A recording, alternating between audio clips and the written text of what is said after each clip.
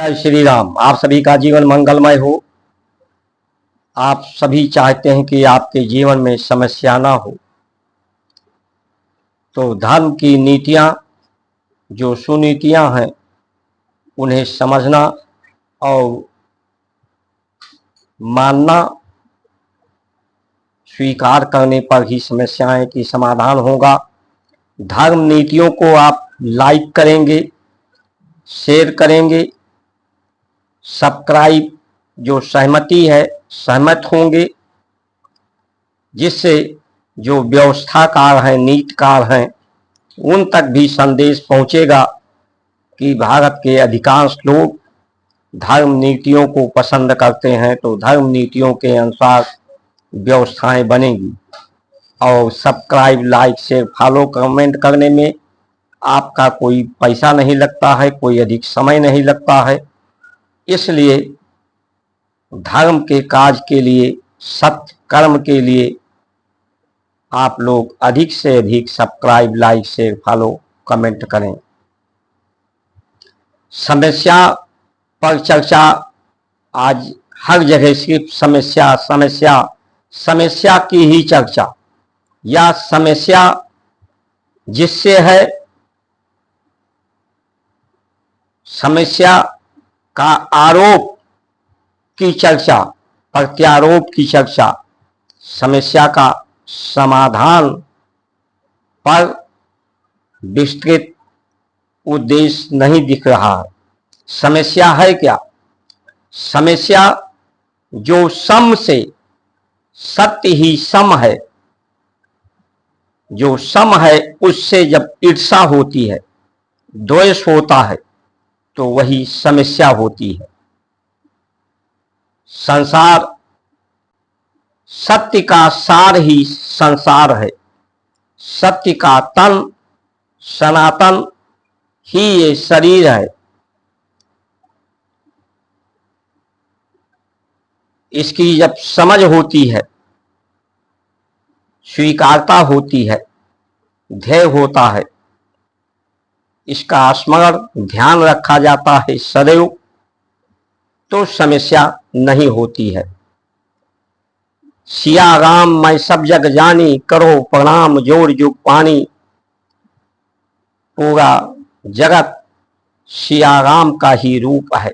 सिया राम, सीता और राम एक कोई व्यक्ति नहीं है।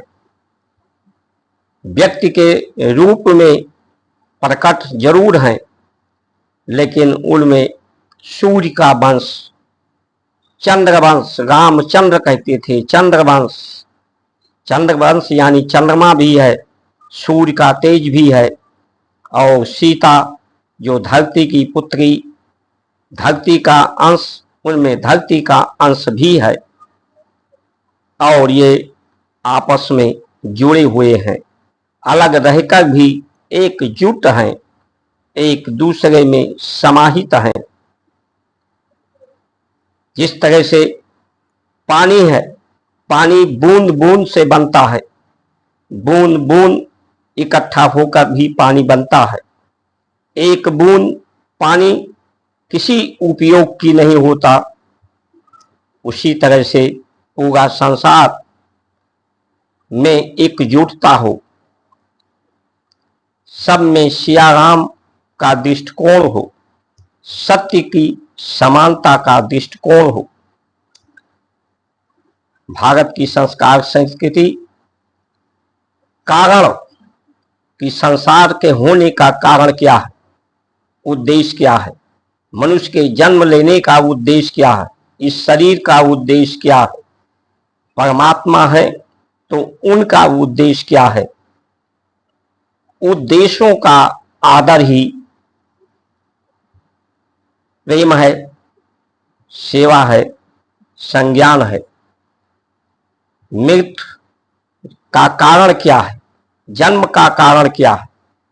मृत्यु के कारण को जान करके जन्म के कारण को जाना जाता है। मृत्यु के समान अवस्था को प्राप्त करके, मृत्यु के समय की जो अवस्था होती है, शरीर की सभी कामनाएं समाप्त होती हैं, शरीर के अंदर सभी गति समाप्त होती है। उस अवस्था में सभी कर्म समाप्त होते हैं इंद्रियों के, शरीर के। तो उसी अवस्था को यानी कर्म न करने की अभ्यास, लालच न करने का अभ्यास ही सत्य के समान की अवस्था है। और जिसका इस सत्य के समान हो जाता है उसका आचरण शांति का होता है। चेहरे पर शांति, चेहरे पर तेज, वाणी में ओज, प्रखरता होती है।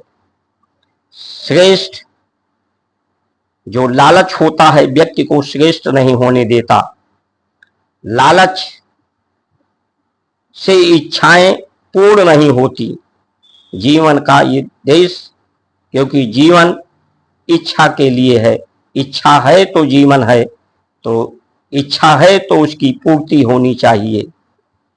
लेकिन लालची व्यक्ति का कभी इच्छा पूर्ण नहीं होता, उसकी इच्छाएं सदैव शेष ही रहती हैं।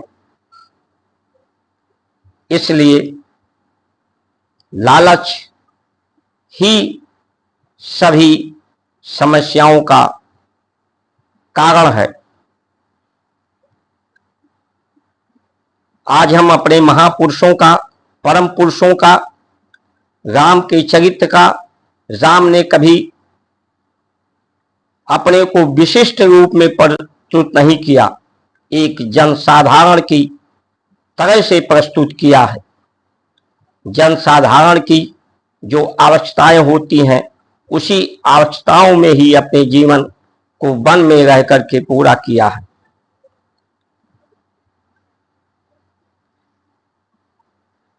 राजपाट सुख सुविधा को त्यागा है। चाहे सिद्धार्थ हो, गौतम जो बुद्ध हुए हैं, अपने राजपाट को छोड़ा, क्योंकि राजपाट सुख सुविधा से के अभाव के कारण समस्या नहीं है, अज्ञानता अविद्या के कारण समस्या है। इसलिए विद्यावान गुणी अति चातुर राम काज करबे को आतुर। विद्या का धन जिसके पास है वही राम का काज कर सकता है। ये संसार राम काज के लिए है। पूरा संसार राम सीता के स्वरूप में है। सबकी सेवा, बंधन, आदर करने का है। सब में सुयोग्यता हो। सुयोग्यता यानी सत्य से जुड़ने की योग्यता हो, वही योग्यता है। यही योग्यता आवश्यकताओं को पूरा कर सकता है। इसलिए हम क्या अपने महापुरुषों का, परम पुरुषों का, सत्पुरुषों का लालच पैदा करके उनका आदर कर रहे हैं। स्वतंत्रता सेनानियों का, जिन्होंने अंग्रेजी व्यवस्था के विरुद्ध युद्ध लड़ा था कि अंग्रेजी व्यवस्था हमारे देश में नहीं होनी चाहिए। मुगलों के समय जो महापुरुष लड़े, वो मुगल व्यवस्था के द्वारा जो व्यवस्थाएं थीं उस व्यवस्थाओं को समाप्त करने के लिए। कारण यही था, जो मुसलमान है, जो इष्ट इसके हैं, मोहम्मद साहब, मोहम्मद को किसने मारा? नारा तकरीर, कलमा पढ़ करके उनका सर तन से जुदा किया। यानी ये लालच के कारण, ये जो पंथ है इनमें लालच है। लालच के कारण ही ये अपने इष्ट का भी अनादर करते हैं।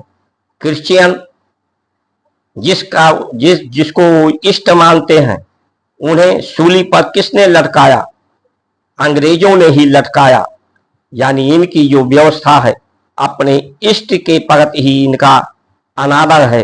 लालच के कारण, लालच कभी इच्छाएं पूर्ण नहीं होती।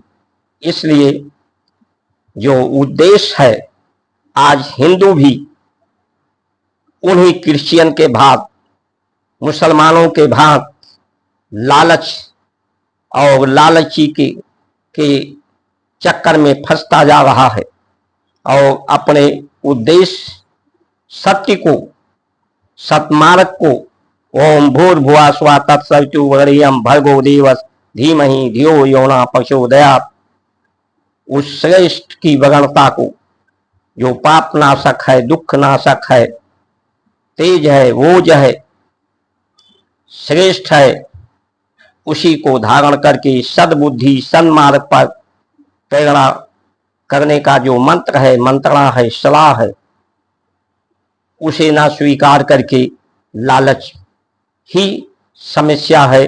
जो सम से, सत्य से ईर्ष्या है, वही समस्या है।